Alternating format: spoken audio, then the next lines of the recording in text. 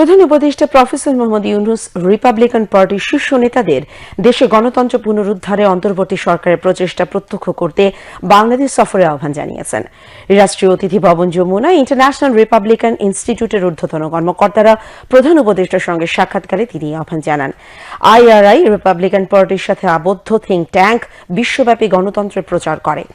ইনস্টিটিউটের আঞ্চলিক প্রধান স্টিভ চিমার নেতৃত্বে IRI কর্মকর্তারা তাদের চলমান সফরে রাজনীতিবিদ, ছাত্রগোষ্ঠী এবং সুশীল সমাজের কর্মকর্তাদের সাথে বৈঠক করেন। চিমা বলেন, IRI এর অগ্রাধিকার হল অন্তর্বর্তী সরকারের সংস্কার উদ্যোগকে সমর্থন করা, বিশেষ করে দেশের মূল প্রতিষ্ঠানগুলিকে ঠিক করার জন্য আহ্বান জানানো হয়েছে। চিমা আরো বলেন, আওয়ামী লীগের অধীনে আসল উদ্বেগ ছিল দেশের সত্যিকারের গতিপথ নিয়ে। এখানে সংস্কার সফল দেখতে চায় যুক্তরাষ্ট্র।